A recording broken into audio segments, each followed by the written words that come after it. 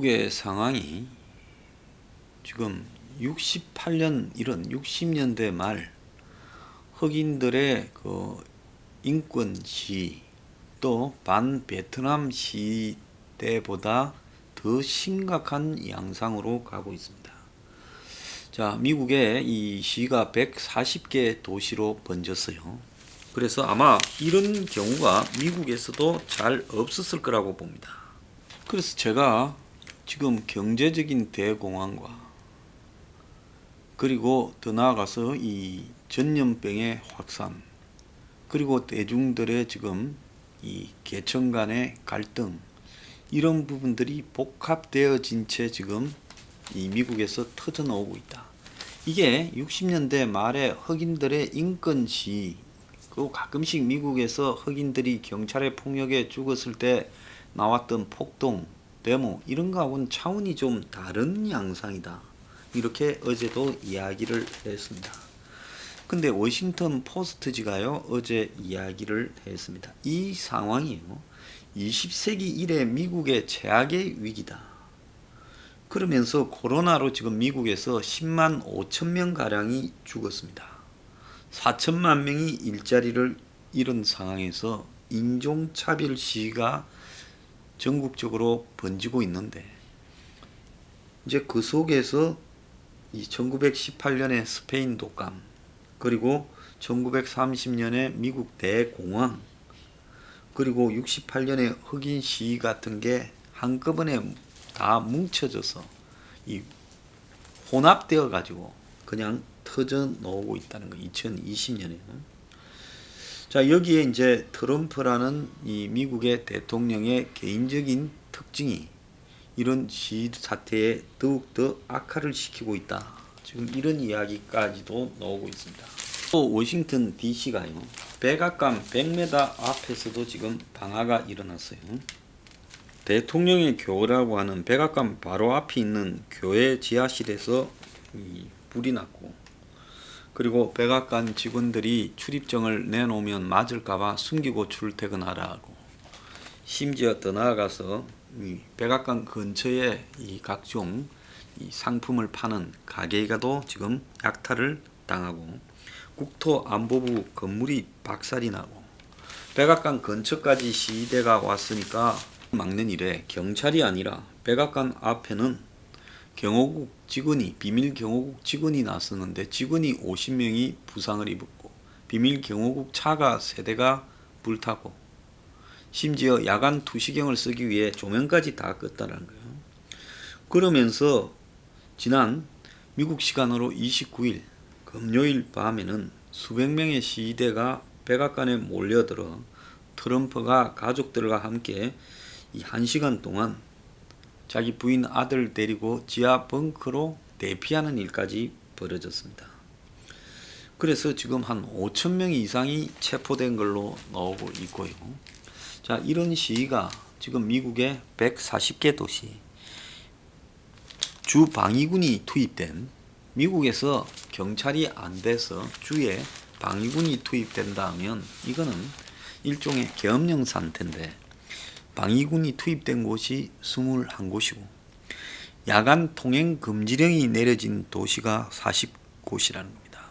시위 관련 사망자가 지금 한 10명 안팎으로 집계되고 경찰총에 맞아서 숨진 사람이 또 생겨나고 있습니다.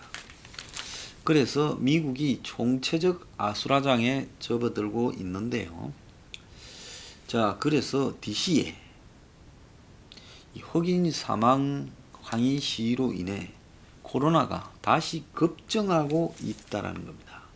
워싱턴 DC에서는 신규 확진자가 지금 늘어나고 있다.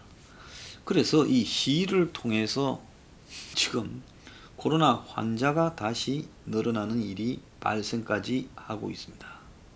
오바마 전 대통령 같은 경우에는 시위자 다수가 비난 아닌 존경을 받아야 된다. 이렇게 말을 하고 있고 이 트럼프에 대한 비난이 매우 극심해지고 있습니다.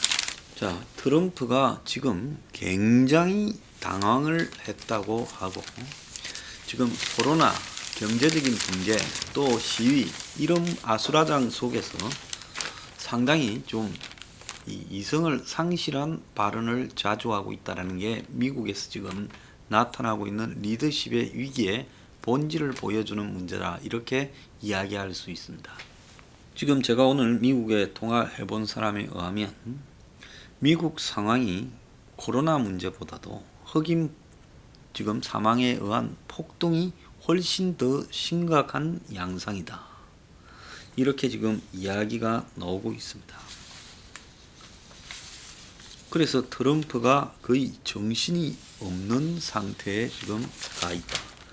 그래서 지난번에는 이 폭동을 일으키면 약탈하면 바로 쏴라 이랬는데, 이번에는 시위 세력을 테러 조직으로 지정하겠다, 이렇게 이야기를 하고 시위대를 폭도 약탈자, 약탈하면 총격으로 대응한다라는 옛 인종주의자의 말까지 쓰면서 군 투입을 지시하기도 했는데요.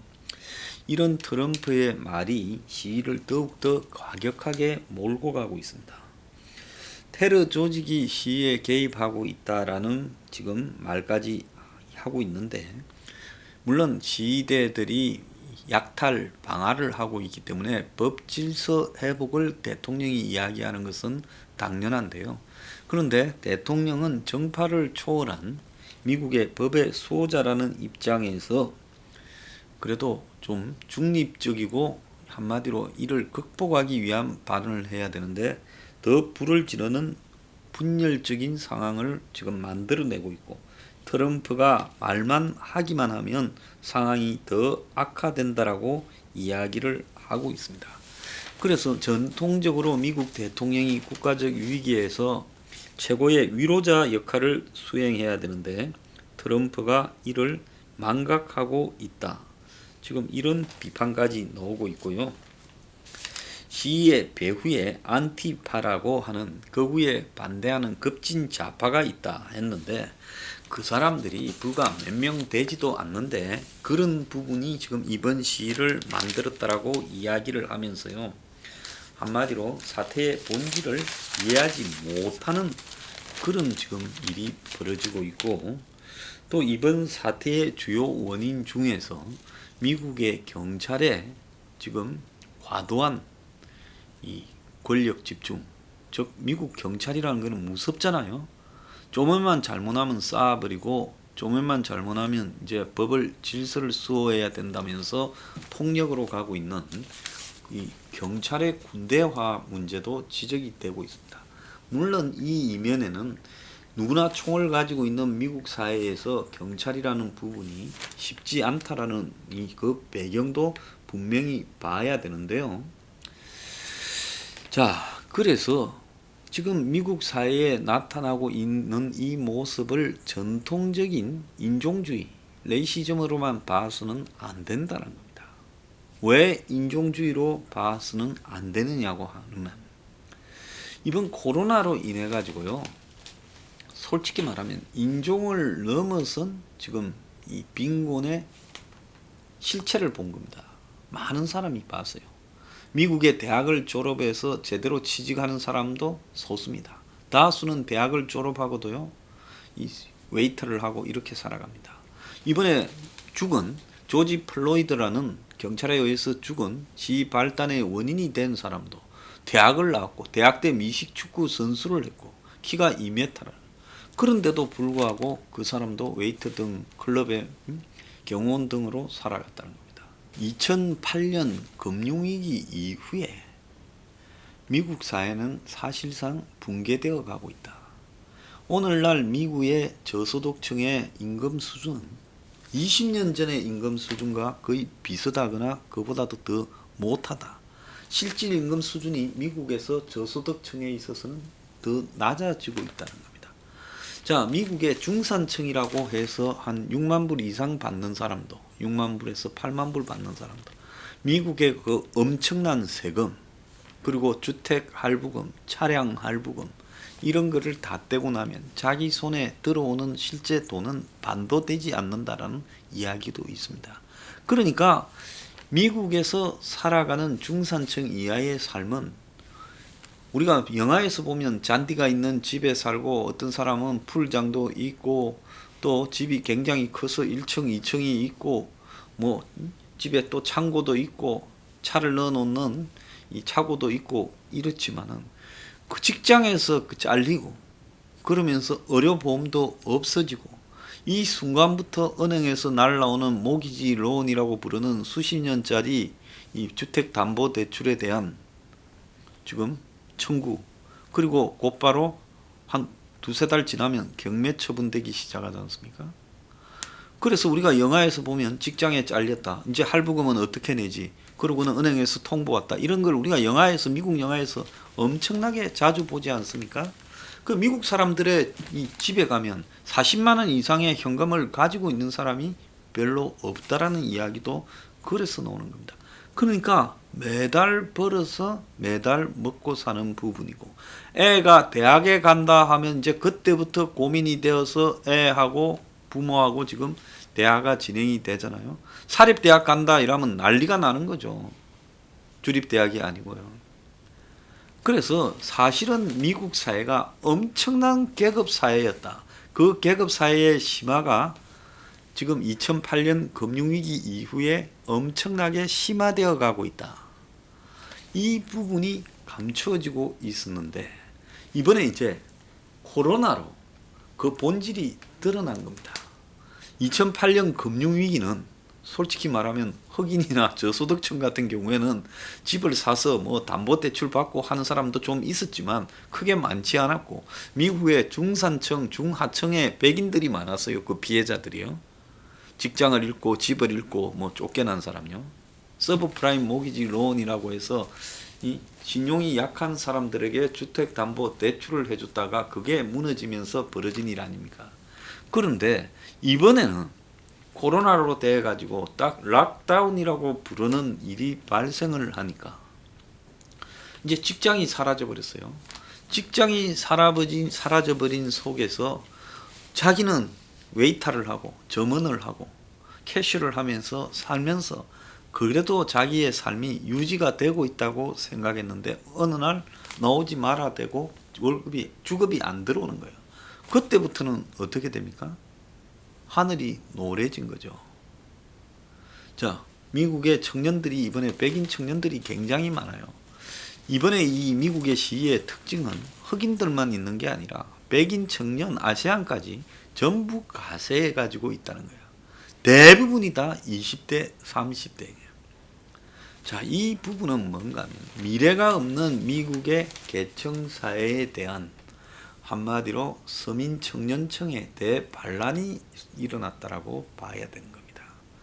자, 미국은 자본주의 국가이기 때문에 계층에 대해서 반란을 일으키는 부분은 이렇게 요 근래에 들어와서는 많이 희석이 됐죠. 미국도 30년대까지는요 사회주의적인 속성이나 그런 이념적인 부분이 강해가지고 노조니 뭐니 굉장히 심했습니다.